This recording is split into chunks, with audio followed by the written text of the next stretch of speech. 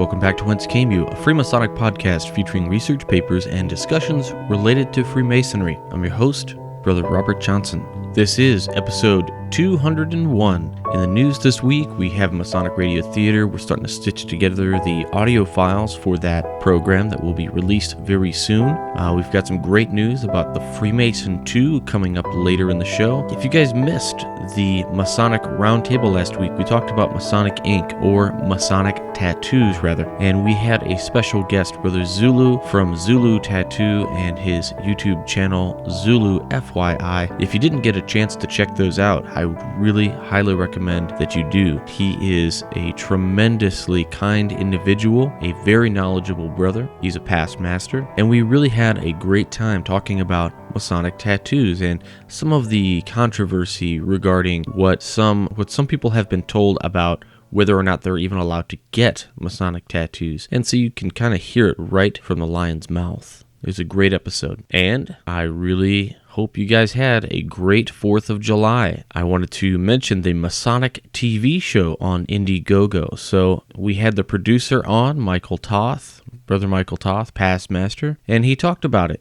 And that was a couple episodes back. So if you have a chance, go check that out. Maybe fund them, throw them a couple bucks, because a Masonic TV show would be pretty darn cool. We had a very controversial piece go up on the Midnight Freemasons that I commissioned Brother Jason Richards and John Ruark to write, and they did. And holy cow, it had a lot of support behind it. So if you'd like, go ahead and check that out. It's on the Midnight Freemasons, www.midnightfreemasons.org. Brother Stephen L. Harrison stops by the show this week to bring us the Masonic Minute, and we even have a bit of Masonic conspiracy with Brother Adam Thayer, Midnight Freemason contributor. So, without any further ado, we'll go right into Masonic conspiracies with Brother Adam Thayer. The following is a reading of an article from Cracked.com. Let us once again take a long, unnecessarily sticky stroll through this paranoia-addled world, where the answer to every question is either a wacky, far-fetched hypothesis, or a good old-fashioned wargarble, it was all the Illuminati. Arr! The Statue of Liberty is a famous torch-bearing landmark of New York City. I'm not going to provide you any unnecessary insight into our culture. Say, have you ever wondered just why the French would give America a huge, prominently displayed statue that was pretty much destined to be the ultimate symbol of what was already well on its way to becoming arguably the greatest city in the world? Why, for the glory of Satan, of course. Sacre bleu, those dastardly Frenchies fooled us yet again with their promises of friendship and giant copper ladies. Apparently, the whole let's give our American friends a big statue to symbolize their freedom thing was a Freemason plot all along. They riddled Lady Liberty with all sorts of Luciferian symbols hidden in plain sight, and aspiring conspiracy theorists are coming up with new ones all the time. Some of the biggest supposed satanic tells are the crown, hey, those are totally horns, dude, and the torch. After all, the devil is known as Lucifer, which means light bearer. How much more evidence do you need, sheeple? Still, before we all start pooping in our shoes about the inevitable kaiju-style death match between Lady Lucifer and Rio de Janeiro's own Christ the Redeemer, it's good to remember that even the conspiracy theorists throwing Illuminati/Freemason crap at every wall aren't actually claiming that the Statue of Liberty is a literal depiction of the horns and hooves ruler of hell flavor of devil. Instead, it's apparently a, quote, holder of secret knowledge type figure that is occasionally associated with Masons. As for the rest of us, we can probably just keep on thinking that the statue is one of the many historical depictions of the Roman deity Libertas, along with Columbia and that flag-waving lady in French Revolutionary art. That way, we're free to ponder the really important questions, such as whether Lady Liberty is actually hiding one of those creepy GTA 4 Easter egg hearts. Now, on a side note, I will put in that there is some Masonic symbolism at the Statue of Liberty, as there is at any great building or monument.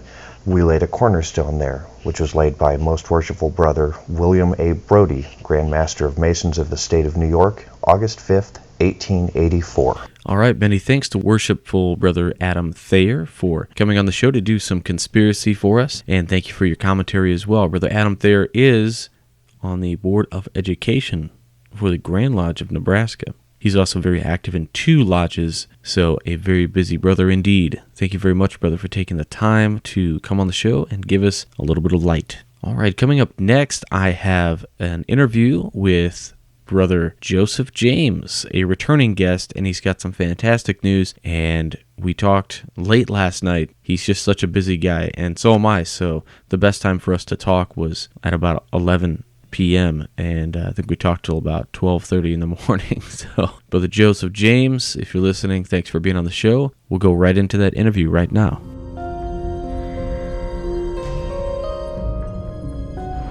Ready for the breakdown? Got members of the Masonic Lodge in every area of civil service. Doctors, lawyers, judges.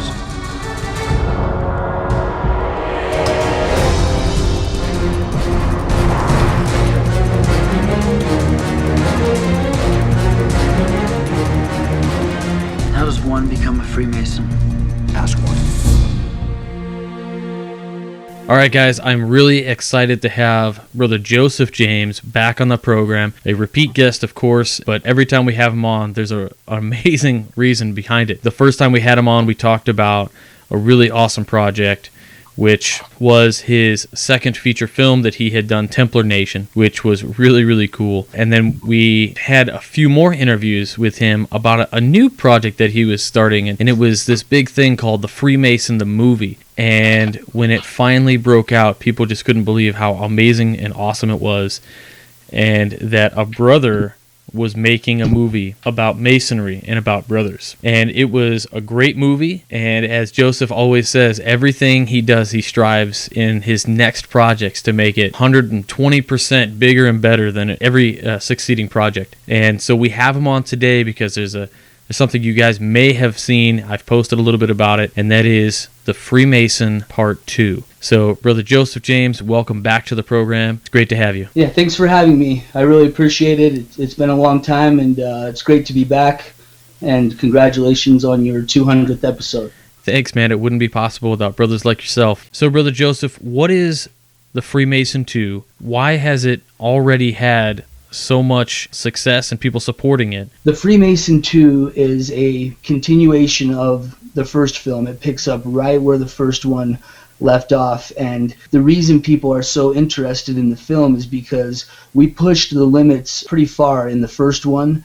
However, in this film, Part 2, we are taking it all the way to the edge, to the point where I've had some Grand Masters and 33rd degree Freemasons read through the script just to make sure that I haven't crossed any lines, which I haven't. And so obviously there's some things that we as Masons simply can't reveal. But everything else that we can is in this film regarding the rituals, the structure, really, really deep elements that even some Freemasons might not be aware of. And so people who are not Masons are going to become experts by the end of this movie. They're going to know more than people that have read books and maybe have even studied it quite thoroughly.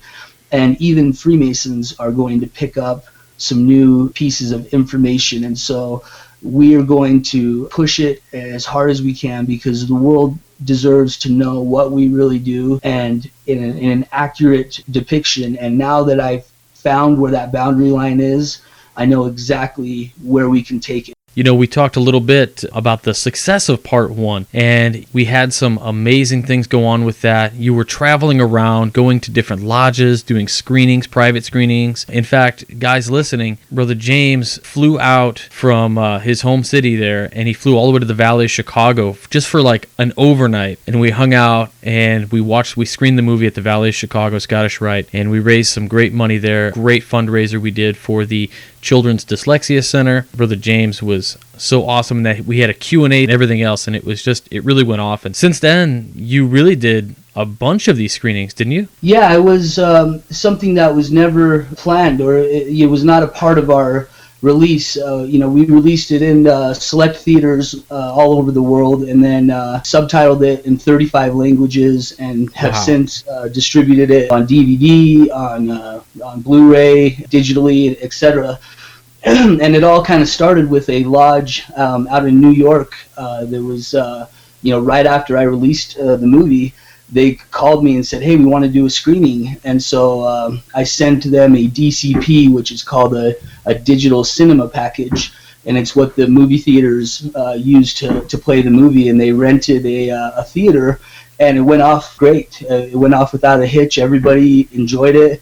And what happened is word started spreading around, and people started calling me, and it just got bigger and bigger. And to this day, we now have had over 100 that we know of that have been either in Masonic temples or Scottish Rite temples, like the one that you hosted in Chicago. Sometimes they're at just a local theater, and so it's been great. I don't make any money off them. I sign some posters and send some free DVDs that they can give out. And like you were talking about, we've raised thousands and thousands of dollars for Masonic charities, and sometimes it's just money for the lodge, or it can be applied however the lodge wants it to be applied. So anyway, it was just, it's pretty amazing, and a lot of people have joined Freemasonry because of those screenings, because they're a great way for a new candidate to experience something interesting as opposed to some of the stated meetings and some of the standard elements of Freemasonry. And it's also a great way to get people who haven't been active for a while to come out and bring their wife or their kids or a friend who might be interested. So they've all been customized. We've had them literally all over the world. So it's been great. I just couldn't believe it, going every which way. And everybody knows that I'm a really busy guy, right? I work 40 hours a week. I got kids, and I do the podcast, and I'm doing all this stuff. But if there's so many brothers like us, and Brother Joseph James is another one who is just going 24 hours, 7 days a week, 365 days a year. For this interview, guys, I said, what time Friday? And he gets back to me, he says, anytime. I said, so like anytime? He goes, anytime. What time tonight? Anytime. He'll be up all night. So you guys know Brother James is what we call TCB, and man, he's taking care of business for sure. When did you guys actually get the idea to do a part 2 to the Freemason? It was while we were shooting the Freemason. Sean Astin and I became really close friends, and really had to kind of rely on each other, but I primarily relied on his experience and knowledge. For those who don't know him, he starred in Lord of the Rings, Rudy, Goonies. He's been in probably over 100 movies. His mom is Patty Duke, who won an Academy Award. So he has a lifetime of experience, and while we were shooting film, he was able to write scenes into the movie on the spot, and he was able to modify some things that made the movie better. And there was a point to where we kind of looked at each other and realized, this can be a trilogy. And that's the announcement that we'll be making soon. But I thought it would be good to let all the brothers and all of your fans know ahead of time that this is actually a trilogy, and we plan on going into part 3 right after part 2 is released. And Sean was just an amazing person to work with. His wife's grandfather or father was a Mason. I'm not sure which one, but he was able to interact with this gentleman, and that's where he learned a lot about Freemasonry, and he's just fascinated with the topic, and just was a perfect character to have in part 1, and also just an amazing human being, all the way around. Yeah, Sean Astin has been in so many awesome projects, and I've even seen a few of his like little indie projects that he's done, like film shorts, and they're always really cool, and you're always seeing him involved in some sort of charities. He just seems like a really genuine guy. And it was funny, we were talking before, Joe and I have talked before about Sean Astin and his experience, shooting the Freemason. And he talked about how Sean and Joseph would stay up all night rewriting these things and go to these 24-hour diners, and they'd just be sitting there writing these amazing scenes. And it's just really kind of a selfless kind of guy. And he seemed like really cool. And the character in the movie had me cracking up the whole time at different little things and stuff. But of course, if you've seen the Freemason, it gets really serious really quick. Just a great movie and a great experience. The people who have seen it really love it. Part 2 just it does, like at the end of the first film, you really feel like a part 2, you guys do a great job in part 1 of bringing some closure to the storyline. However, there is that when you're kids and you're dreaming about when you're going to make your favorite comic book a movie, and you start dreaming about like where you could go with something next. You start doing that, like brothers in my lodge, when we had a screening, they kept saying, oh man, they should do a part 2 and this, that, and the other should happen. And it's really kind of funny because that's essentially what's going on here, and you're going to have a trilogy, and so we can look forward to a couple more of these. In part 2, what can we expect? I mean, in part 1, I don't want to put too many spoilers out there, but part 1 has, well, we can kind of give away a few things, I guess. Sure. Part 1, there's the climax of the film. We have somebody goes to jail, right? And then we have Cyrus, who writes his story, and he gets the lady at the end. Where are you guys going to go with part 2? What can we expect there? Yeah, well, I learned a lot in the making of this film. I mean, I'm 34 years old. I got a wife and kids as well. And it's, to make a feature film is the most difficult thing I've ever attempted. I also funded the whole thing myself, which, made it even, more complicated. It had to be super stressful. So we did the best with what we had. So for part 2, I've been working with the screenwriter for over a year. And we have turned part 2 into a global film that is relevant to Freemasons all over the world. It involves the organization who tried to wipe out the Templars in the 13th century, and we all know that they didn't succeed. The Templars went underground and essentially re-emerged as the Freemasons in the 1700s, and some of the founding fathers kind of established it here in America. Anyway, that group has been planning for 700 years to eradicate all Masons, and so in the film, every Mason is in jeopardy to the same level of that they were back in the 1300s. And the other thing that you can expect is a much bigger scale all the way around with everything. I've surrounded myself with a new team of top-notch professionals, and we have a lot of stunts. We have a lot of additional characters that are going to make it into part 3 as well. And there's just a much more, it's just a higher production value film in every regard.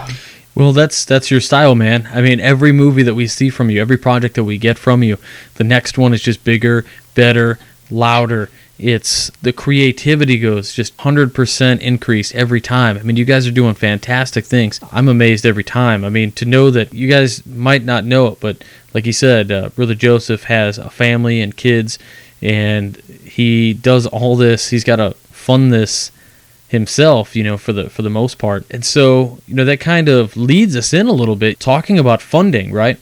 So if you guys listening out there, you may have seen some things that I've posted on my Facebook wall, my personal page, or on the Whence Came You Facebook page, or various other places. So guys, if you guys don't know, there is an Indiegogo campaign for this film. What is really incredible about this, if you're unfamiliar with the way these kind of things work, is somebody who has just an amazing idea, right, and wants to get it done, sometimes needs to do a little bit of crowdfunding. Now, what's interesting about crowdfunding on the internet in this day and age is that you give them the option to help fund your project, and you get a little something cool in return, right? Like, so recently, I'm going to throw a shameless plug out there for Rocketbook. So I pre-ordered a Rocketbook, and what that is, it's a device. It's like a notebook that I can microwave and erase the notes out of it. But in any case, if you fund them, like I gave them $35, and I'm guaranteed something in return. What I'm guaranteed in return is a pack of markers and the notebook itself. So those are called perks. Now, with a film, what could the perks be? So you automatically think maybe posters, this, that, and the other. Well, Joseph and his team have come up with probably the most incredible type of perks you could imagine. Joe, you want to talk about the perks a little bit? I mean, you guys really did some amazing things here. Yeah, I appreciate that. We spent a whole month coming up with these perks. I mean, a lot of thought and the critique went into these from a wide variety of people. And to put everything into context, making part 1 really taught me where the boundary line is on how much we can reveal to the public and still maintain our oaths. And so we played it, safe in part 1 because, I wasn't sure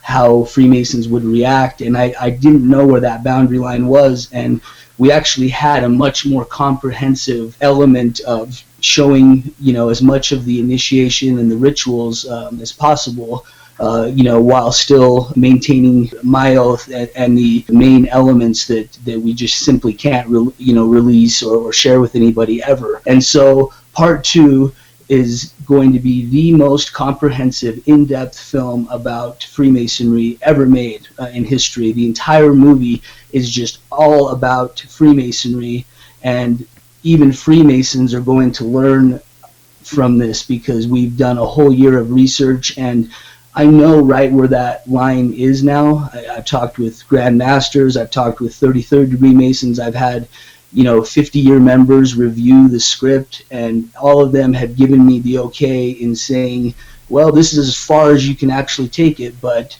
you're not in any jeopardy. And so that's what's so exciting about this movie, is that people are finally going to get to see parts of the Freemason, initiation ceremonies and just positive things that we do all the way around that they just never ever seen before. And so we've already spent thousands and thousands of man hours, and I've spent a significant amount of money already, and we are ready to go into production. And I've never raised money before, but I have a lot of friends who have done it. I've seen it work, and in order for us to get several of the stars that I have lined up who've already read the script and who are excited to get on board, along with some of the stunts that we need to make it, action-packed, combined with doing a nationwide theatrical release, which is extremely expensive to get it into 10, 15, 20 major cities and actually have it play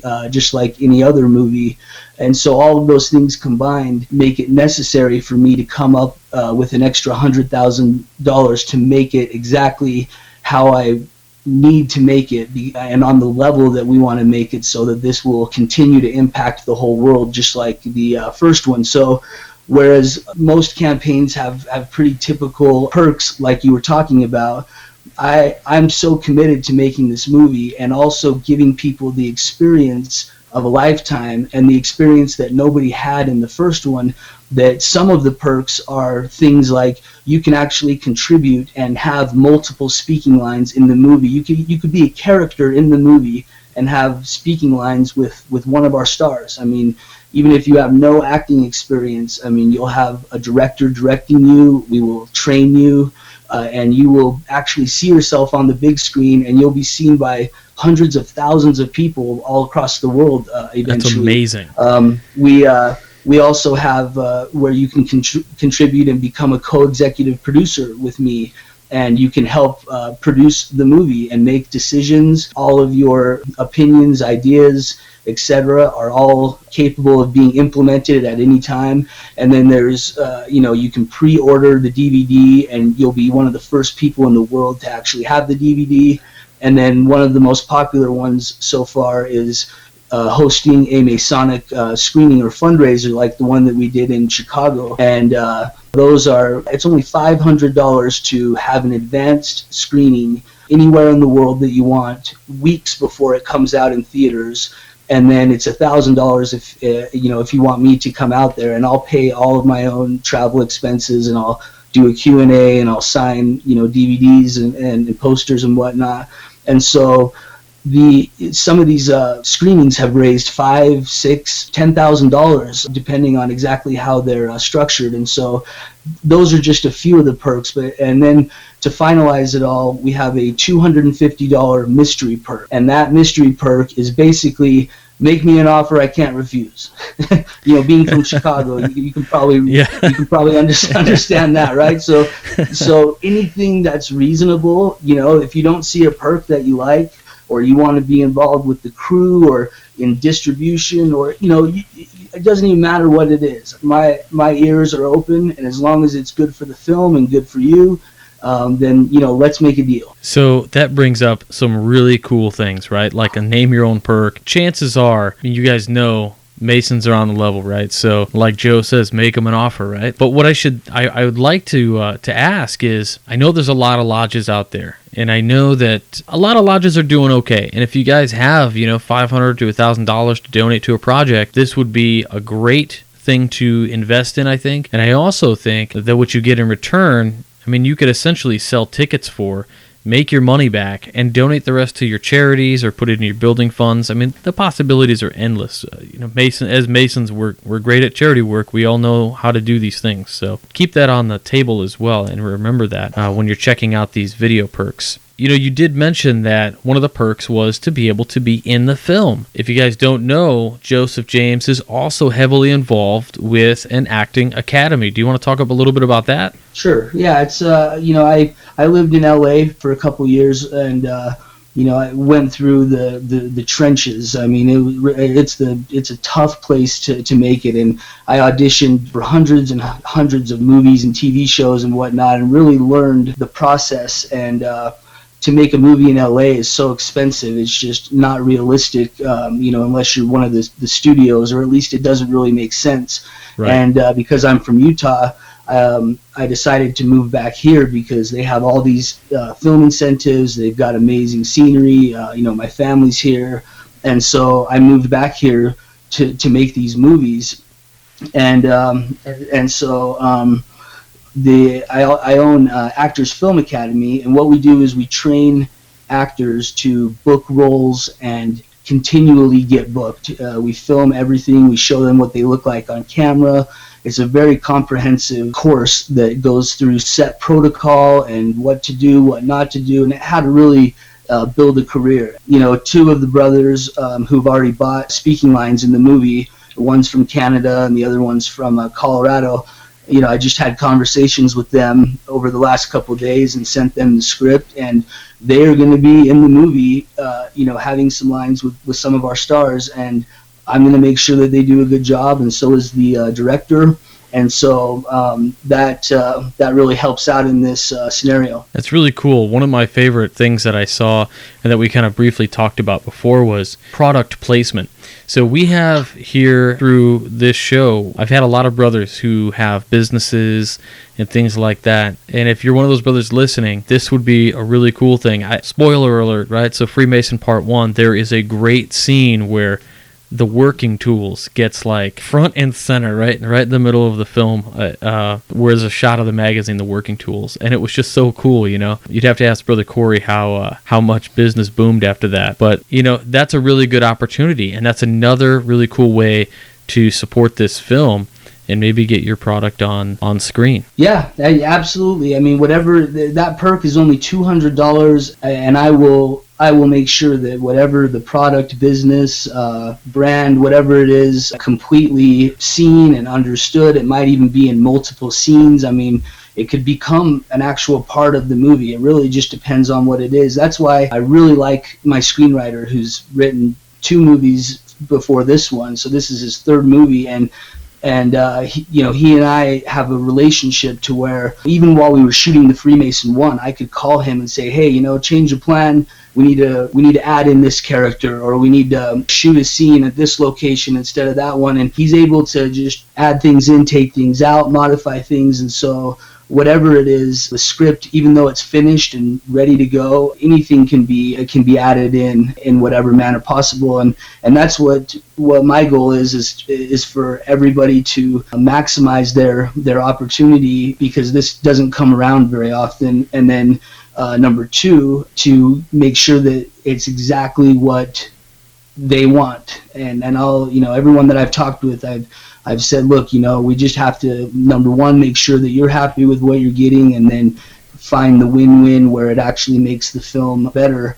And that's what this is all about. And by making a film like the one that we're just about to make, I hope that it continues to impact people all over the world and see the positive things that we do instead of all of the negativity and false assumptions and inaccurate information, and that's why this film, being on the level that it is with all of the stars that we have, and the fact that it'll be in theaters all over the world, anybody involved with this, whether they're a Mason or not, is going to be pushing the cause forward. And I've listened to so many of your shows that I completely agree with, as far as people losing members just left and right, lodges folding up and having to go under another lodge. I mean, we are not growing. In my generation, 35 and under, are simply not interested in volunteer work, or really they don't even have time to really be heavily involved in Freemasonry. And I've been a Mason for about 10 years. I'm a 32nd degree,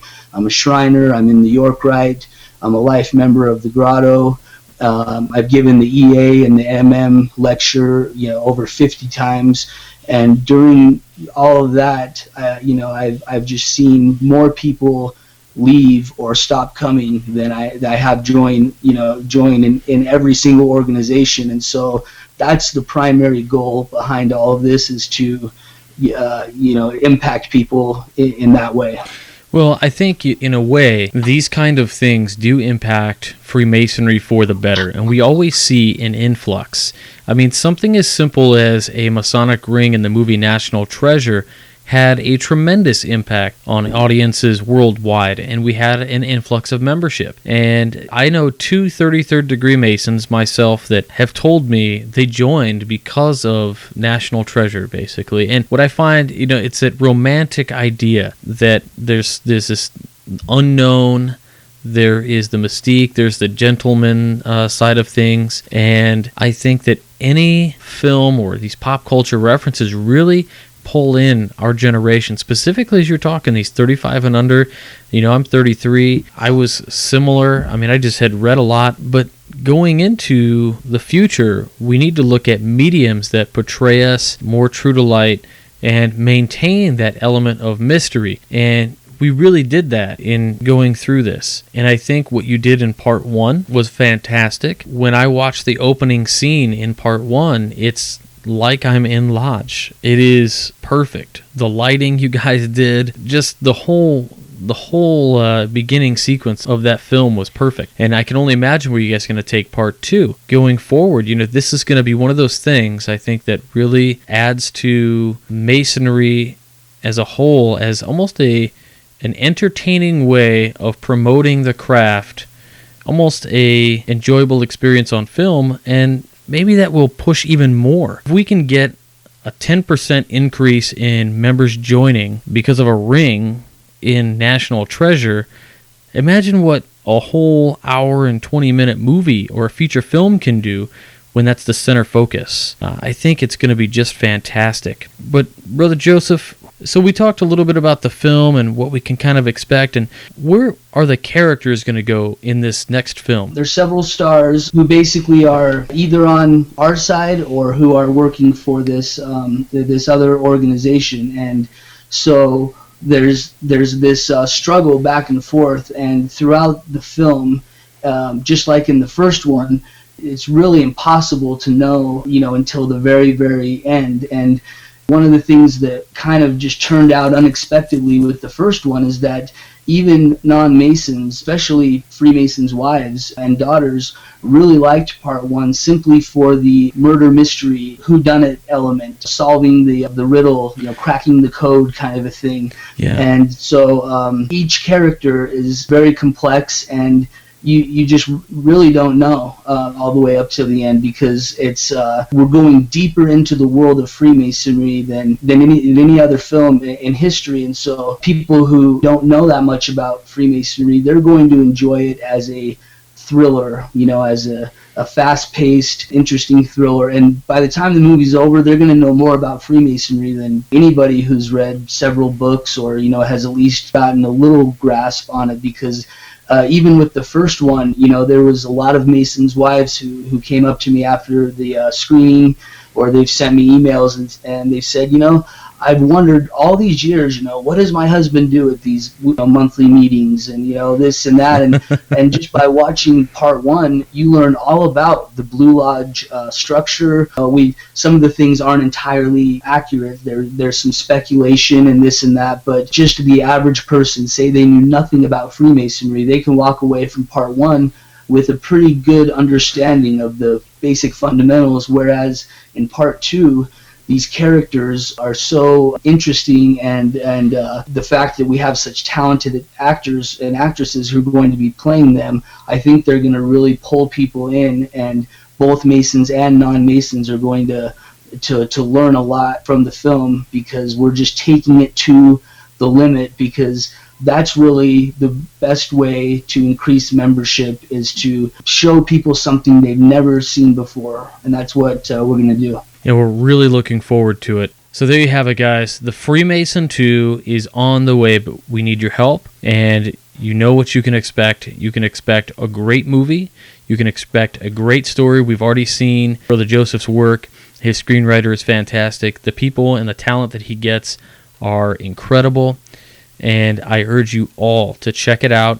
I'm going to put links to everything in our show notes. And the bonus feature in the app this week is going to be the video anyway. We're going to post the video of Brother Joseph talking about the perks for this. So you won't even have to go find it or anything. We'll have it in the show notes so that if you're listening on your phone or your mobile device, you can just click on the video, watch that, and then right afterwards, when the video is done playing and it goes back to the home screen, you can just click on the Indiegogo campaign and do what you can. Everybody out there is going to appreciate what you're going to do because you're going to help bring this to them. We'll be able to see it with your help. So, Brother Joseph, what can I say other than thank you so much for supporting this program and for doing what you do for Masonry and for the world. And we just can't thank you enough for it, brother. So thank you so much. Yeah, thank you for having me. All right, again, what a fantastic thing that's going to be coming out. The Freemason 2, a trilogy, and eventually, the Freemason Part 3. I've had the complete and utter pleasure of reading the script for Freemason 2, and I can tell you that it is really good. I hope you guys all do what you can to fund it. He's not looking for too much money, and remember the independent campaigns that happened for the Freemason 1, where he was trying to raise enough money to send these digital film packs to different theaters was very difficult.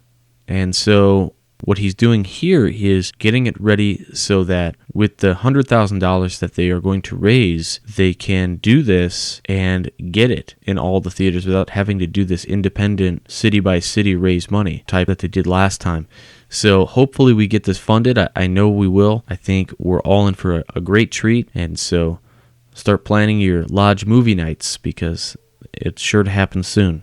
So next we're going to go into a segment by Brother Stephen L. Harrison. But just before we do, we have to pay the bills. So if you've downloaded this app in the past and you paid for the app, we thank you so much. You're the reason why we can offer the app for free now. The app is for free on the podcast source. You just go into that application and you find Whence Came You in the show. We're in the top results for education, so we might even be on the landing page when you open the app. What's great is you get this show in addition to being able to download it and all that good stuff. You get access to the papers and the wallpapers that we put up on the show, a ton more. So sometimes we can add PDF books, sometimes we can add videos. The app extras for this week's episode is going to be a video featuring Joseph James talking about the perks of his Indiegogo campaign. And it's a really cool video. You get to see Joseph James, what he looks like, and he's just kind of being candid on camera. It's really cool. In addition to that, the paper for the week is going to be a paper that has all of the cast for the Freemason 2 of the parts that are available for you to play. That's right. So if it's a casting list, and what you get is if you pay for that perk and help fund it, you pick your character. So it's really cool. So check that out. If you do any shopping, say onit.com. A lot of guys are asking me. I posted a picture of Alpha Brain from Onit along with my standard ritual book. And it's kind of a joke, but not really, right? So I take Alpha Brain in the morning. It helps me be up and alert and all this good stuff. And it really does help me retain. It helps me get sharp. And some people even asked me to take a picture of the back of the bottle so they could see what was in it. So, I oblige, obviously. But Alpha Brain is a really cool product. I really recommend it. It helps with focus and things. And what's great about it is there's no artificial dyes or anything in the capsules. And also, there's no caffeine in it. So it's not just like a jolt of caffeine and then you're going to fall and crash later. So anyway, if that interests you, please go to wcypodcast.com, click on support the show, and click on the link for Onit and use the coupon code WCY so you save 10%. Check out freemasonryart.com with Brother Juan Sepulveda's amazing artwork. Again, if you use coupon code WCY at the checkout there, you can, of course, get 10% off. And he sends a little bit back to the show here to help keep these lights on. And there's also freemasontees.com. And again, coupon code WCY. That last one, you can get some really nice Masonic t-shirts that are designs that are not the typical that you see. There is, of course, our button pins, lapel pins, cufflinks, tie bars, and money clips, which are running really low at this point. So we may not have them by the time you hear this. They may be all gone, but it won't let you order them if they are, so fear not. And last but not least, we have our direct PayPal donation. So whether you donate $1 or $2 or whatever it is, or maybe you're a recurrent donator, maybe you've set up to donate $5 or $6 every month. One of the things that we also have on our show store is Brother Stephen L. Harrison's book, Freemasons, Tales from the Craft. It's only $18, then it ships anywhere in the United States, and I package it all up myself. I ship it. It's from me to you. I'm sure you will enjoy. It's a great unboxing experience. We've matched the price with Amazon.com, and what's great about that is you're getting it for the best price, and it's coming from a brother. So check that out if you'd like. In addition to that, he also just released a great Kindle ebook, and it's called Freemasons at Oak Island. And it is fantastic. If you like adventure reads, if you like, National Treasure, and if you like Oak Island, that show, the Money Pit show rather, it all comes together in this book. And it's not a very long book. You can blast through it in about an hour and a half, just sitting around in your afternoon, maybe you're relaxing, and open a book, or in this case, literally open it on your Kindle. So check that out. It's only 99 cents. It's a great read. And with that, let's go right into Brother Stephen L. Harrison's Masonic Minute. At one time, many considered it to be the eighth wonder of the world. 22 stories tall, it towered 302 feet over the Chicago skyline. From the observation tower at the top, people claimed they could see Council Bluffs on the western border of Iowa. Not only was the Chicago Masonic Temple officially the world's tallest building when built in 1892, but it was also one of the world's most elegant. The impressive lodge rooms sat on the top floor, along with meeting rooms which also served as theaters for public performances. With its first 9 floors dedicated to shopping, the impressive structure had something for everyone and attracted people from Chicago as well as tourists from around the world. The building was so tall, people could see it from almost any location in Chicago, and in fact, it was so dominant a feature on the Chicago skyline, it brought the word skyscraper into popular use. The building's designers, Burnham and Root, intended for the structure located at the intersection of Randolph and State Streets to last a century. At its opening, it quickly became the social center of the Windy City, with people rushing to see the shops, view the world from the observation tower, and attend dances and shows in the rooms at the top. Unfortunately, it was the grand building's popularity that led to its demise. The logistics of tall buildings were not understood in the late 19th century. The building's elevators were inadequate for the throngs of crowds moving to and from the top floors, and soon the building fell out of favor as a social venue due to the long and frustrating wait to get to the top for events and to get back down afterward.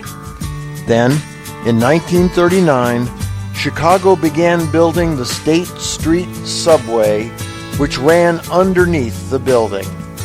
The construction would have required an expensive retrofitting of the building's foundation. Given that, and the fact the social set had long since gone elsewhere, the great Chicago Masonic Temple, built to last a century, came down after only 47 years. There is, however, an interesting footnote to the short life of the old building.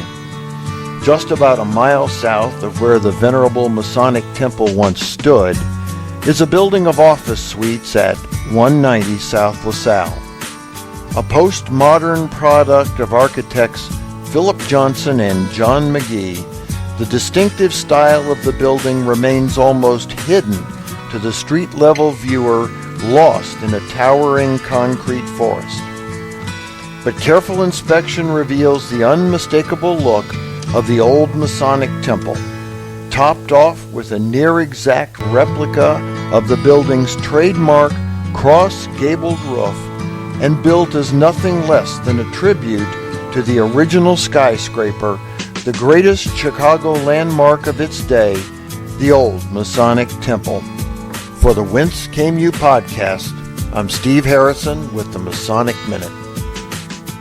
All right, again, many thanks to Brother Stephen L. Harrison, constant contributor to this program. We couldn't do it without you, brother. Thank you so much. And again, go pick up those books, guys. Freemasons, Tales from the Craft, or Freemasons at Oak Island. Or if you're lucky enough to find a copy that isn't $1,000, Freemasonry Crosses the Mississippi.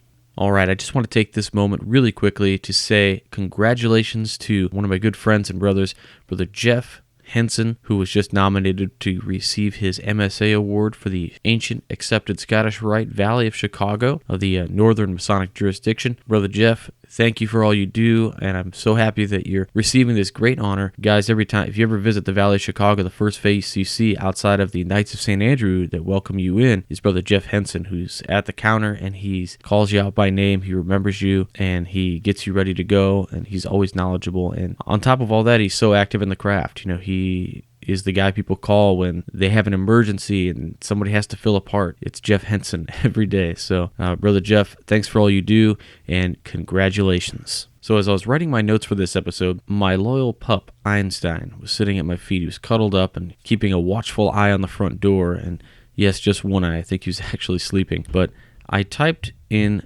dogs and Freemasonry in Google, and I found this interesting piece from Brother Chris Hodap on his blog from back in 2008. Check it out. Sunday, November 30th, 2008, The Order of the Pup, or Mopsorden. Around 1740, the German sculptor Johann Joachim Kandler, master model maker of the Meissen porcelain factory in Germany, was commissioned to create a curious series of sculptures. They were a group of porcelain pug dogs designed as secret emblems for a German underground Masonic-styled lodge known as the Order of the Pug. According to an exposure published in 1745 in Amsterdam, the Order of the Pugs was likely designed as a fraternal group for Roman Catholics who had been forbidden to join the Masons by Pope Clement XII's 1738 bull in Eminenti Apostolus Specula. It is believed to have been started in Bavaria by the erector of Cologne, Clemens August of Wittelsbach. According to the exposure, the members called themselves pugs. Initiates were required to wear a dog collar and gained entrance to the lodge by scratching at the door. Initiates were hoodwinked and led around a symbol-filled carpet 9 times while the assembled quote-unquote pugs of the order barked loudly and yelled, "Memento mori," remember, you shall die. The blind candidate was required to kiss the grand pug's backside under his tail as an expression of total devotion. In reality, a porcelain pug dog. The pug was chosen as a symbol of loyalty, trustworthiness, and steadiness. All members had to be Roman Catholics, and the Order of the Pug allowed women as members. The Grand Master was a man, but each lodge required 2 lodge masters, or big pugs, 1 man and 1 woman, who shared the governing role. But why the pug? Apparently the pug became something of a subversive emblem in the Enlightenment, and England in particular. Pug dogs came to England with King William III when he was brought from the Netherlands in 1688 by Parliament to replace his uncle and way to Catholic father-in-law James II, who was booted out of Blightly. This quote-unquote glorious revolution created a constitutional monarchy that was watched over carefully by Parliament. Europe's intellectuals began to admire this new style of English government with free thinking, and owning a pug was a subtle way of showing solidarity with England's revolution without getting locked in the stocks or hurled into a dungeon. In Paris, pugs became associated with Voltaire and Diderot. The Order of the Pugs was outlawed in 1748.